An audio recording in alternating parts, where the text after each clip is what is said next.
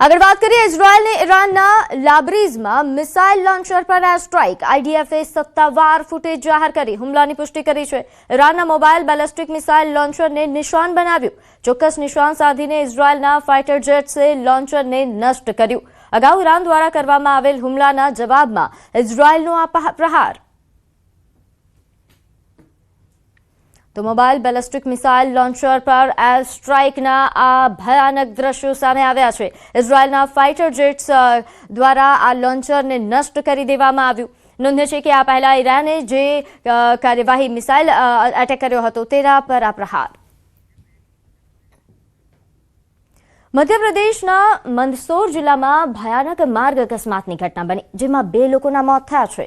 मार्ग अकस्मातमां 15 वर्षीय युवक अने एक महिलानुं मोत थयुं, ज्यारे 2 लोको घायल थया छे। युवराज पहेला हार्वेस्टर परथी पड़ी इजाग्रस्त थयो हतो, जेथी तेमने काરમાં હોસ્પિટલ લઈ જઈ રહ્યા હતા। તે દરમિયાન કારની ગતિ વધુ હોવાથી કારનો બાઇક સાથે અકસ્માત થયો। કારમાં સવાર યુવક અને તેના કાકા પણ ઇજાગ્રસ્ત થયા। તેમજ આ ઘટનામાં બાઇક પર સવાર મહિલા ગંભીર રીતે ઘાયલ થઈ અને સારવાર દરમિયાન તેમનું મોત થયું। જો કે મહિલાના પતિ ઇજાગ્રસ્ત થયા છે, જ્યારે અહીં એક યુવક કે જેને હોસ્પિટલમાં લઈ જવામાં આવી રહ્યો હતો તેને પણ મૃત જાહેર કરવામાં આવ્યો। છેલ્લા 24 કલાકમાં આ માર્ગ પર થયેલા અનેક અકસ્માતોના કારણે વિસ્તારમાં ભયનો માહોલ છે।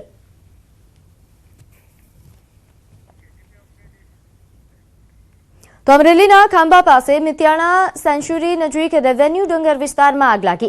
नानुड़ी गाम नजीक बरसिया डूंगर में अचानक विकराळ आग प्रसरी। 40 वीघाथी वधारे रेवेन्यूनो विस्तार बळीने खाक थयो। रेवेन्यू विस्तार में अचानक आग प्रसरी तेम छतां तंत्र आगने बुझाववा न पहोंच्या होવાનો आक्षेप થઈ રહ્યો છે। રેવેન્યુના ડુંગરોમાં આગ લાગવાથી પક્ષીઓ અને વન્ય પ્રાણીઓમાં દોડધામ મચી। સિંહોના નિવાસસ્થાન મિત્યાણા અભયારણ્ય નજીક જ રેવન્યુમાં આગ લાગી હતી।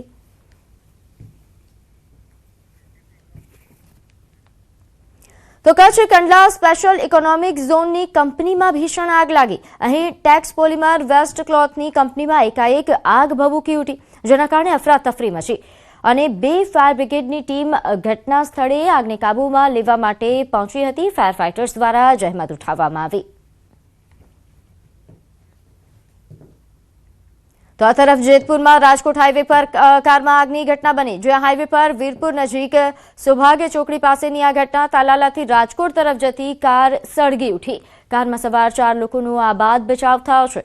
कार में शॉर्ट सर्किटना कारणे आग लाग्या होवानुं प्राथमिक तारण काढवामां आव्युं छे। कार में आग लागता हाईवे पर ट्राफिक जाम थयो हतो। गोंडल फायर विभागनी टीमे कामगीरी आरंभी।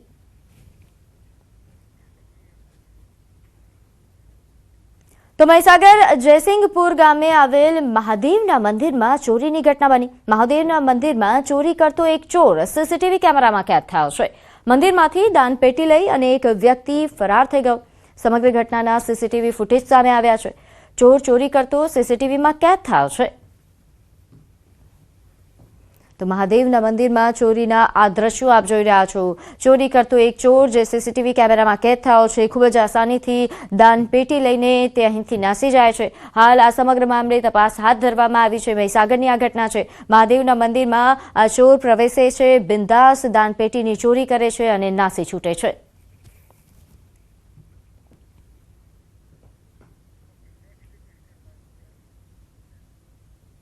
तो राजकोट जिल्लानी गोंडल पोलीसने सफलता मળી છે। રાજસ્થાનથી સિંગતેલ ચોરીનો મુખ્ય આરોપી ઝડપાયો। ટ્રાન્સપોર્ટમાં વિશ્વાસઘાત કરી આઈસર અને તેલ લઈને આરોપી ફરાર થઈ ગયો હતો। અમદાવાદ મોકલવાના બદલે તેલનો જથ્થો લઈને આરોપી ફરાર થઈ ગયા, જેમાં 13,13,000ની કિંમતનું સિંગતેલ લઈ આ આરોપીઓ રફુચક્કર થયા હતા। ટેકનિકલ સર્વેલન્સ અને હ્યુમન સોર્સિસના મદદથી પોલીસે આ શખ્સને ઝડપી પાડ્યો। રાજસ્થાનના બંધ મકાનમાંથી ચોરીનો તમામ મુદ્દા માલ પણ મળી આવ્યો છે। હોટેલોમાં સસ્તા ભાવે સિંગતેલના ડબ્બાનું વેચાણ કર્યાનો પણ પૂછપરછમાં ખુલાસો થયો। 437 ડબ્બા અને આઈસર મળીને કુલ 27 લાખથી વધુનો મુદ્દામાલ રિકવર કરવામાં આવ્યો। પોલીસે અન્ય 3 આરોપીને ઝડપી પાડવા શોધખોળ તેજ કરી। તો સુરતમાં આવશ્યક ચીજવસ્તુઓની પૂર્તિ માટે સમીક્ષા બેઠકનું આયોજન કરવામાં આવ્યું। જીએસપીસીના એમડી અવંતિકા સિંહની અધ્યક્ષતામાં સેવા સદનમાં ચર્ચા થઈ। પેટ્રોલ, ડીઝલ અને ગેસનો પૂરતો જથ્થો હાલમાં ઉપલબ્ધ છે। ભવિષ્યમાં સપ્લાય જાળવી રાખવા માટે પૂર્વ તૈયારીઓ પણ કરી દેવાઈ છે.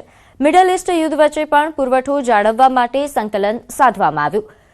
સુરત જિલ્લામાં ગેસ અને આવશ્યક ચીજોની વિતરણ વ્યવસ્થા એ સુગમ છે તેવું જણાવાયું છે. સુરત શહેરમાં હાલ 15.20 લાખ ડોમેસ્ટિક પીએનજી કનેક્શન કાર્યરત છે, જેમાં નવા પીએનજી કનેક્શન પર 30 જૂન સુધી વિશેષ ડિસ્કાઉન્ટ પણ અપાયું છે. કનેક્શન લીધા બાદ બિલમાં 500 રૂપિયાની ક્રેડિટ અપાશે. કેન્દ્ર સરકારની માર્ગદર્શિકા મુજબ પીએનજીને અગ્રતા આપવામાં આવશે. શાળા, કોલેજ અને હોસ્પિટલોને પણ કનેક્શનમાં પ્રથમ પ્રાથમિકતા મળશે. કોમર્શિયલ પીએનજી માટે 1805 જેટલી અરજીઓ હાલ મંજૂર કરાઈ છે. 39 હોસ્પિટલો અને 16 રેલવે કેન્ટીનને કનેક્શનની મંજૂરી મળી છે. સિલિન્ડર સપ્લાય તેમજ પીએનજી પ્રક્રિયા સરળ બનાવીને 7 દિવસમાં કનેક્શન પૂર્ણ થશે.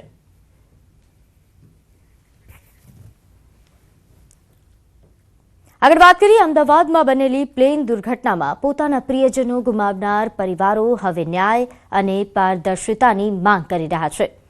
ગત 12 જૂન 2025ના રોજ થયેલી આ દુર્ઘટનાને આજે લગભગ 10 મહિના જેટલો સમય વીતી ગયો છે. છતાં બ્લેક બોક્સના ડેટા જાહેર ન થતા પરિવારજનોમાં રોષ છે. તેમનું કહેવું છે કે આ ડેટાથી દુર્ઘટનાની સાચી હકીકત સામે આવશે અને ભવિષ્યમાં આવી ઘટનાઓ અટકાવી શકાય. પરિવારજનોએ ડીજીસીએ, એએઆઈબી તેમજ કેન્દ્ર અને રાજ્ય સરકારને 20થી વધુ પત્રો લખી રજૂઆત કરી. મારો ભાઈ લંડન રહે છે અને મારા મમ્મી એને મળવા જતા હતા. એટલે અત્યારે મારા અને મારા ભાઈનો તો કોઈ સહારો રહ્યો જ નથી એમ. એટલે અમને ઓલમોસ્ટ બધું જે એર ઇન્ડિયામાંથી જે કોમ્પોઝિશન ફર્સ્ટ એ મળી ગયું છે. ટાટાવાળા પૈસા મળી ગયા છે, પણ અમને જે અમારી મધરની વસ્તુ કે કંઈ બી એ વસ્તુ અમને નથી મળી. અને એનું ફિઝિકલ વસ્તુ બી, અને ઇવન મને એના પંચનામું જે છે એમાં એ લોકો એવું લખીને ડિક્લેર કર્યું છે કે એ લોકોના ફોટોઝ લેવામાં આવ્યા છે બોડીના. તો મને એ ફોટોઝ જોઈતા હતા, પણ મને એ પોસિબલ નથી થયા. સરકાર અમને ગમે તેટલા પૈસા આલે ને તો એનો કોઈ મતલબ નથી. પણ અમારે બસ આ જીવનમાં એક માગણી છે કે આ પ્લેન કેમનું ક્રેશ થયું, એની પાછળ શું કારણ છે, શું નહીં, એ સરકાર આપણને જવાબ આલે. અમારી અત્યારે માગણી આ જ છે. આજે એ વાતને 10 મહિના થયા. આફ્ટર 3 to 4 months પછી અમારા કોન્ટેક્ટમાં કોઈ જ નથી. અમે કોન્ટેક્ટ કરીએ, નો રિસ્પોન્સ. મેલ કરીએ તો 15-20 દિવસ અમે મેલનો રિવર્ટ મળે. અને મેલમાં અમે લખીએ કે અમને કોન્ટેક્ટ નંબર પ્રોવાઈડ કરો, તો એ લોકો અમને સ્ટ્રિક્ટલી ઇન્ફોર્મ આપે તમારે જે બી વાત કરવી હોય તો મેલ થકી કરો. હવે અમારામાં 250 પરિવાર છે. 250 સભ્યના 250 પરિવારમાં ગામડાના બી છે ઘણા લોકો, જે બિચારા અમને ઇંગ્લિશ શું ગુજરાતી પણ લખતા આવડતું નથી. હવે એ બિચારા કઈ રીતે મેલ કરે?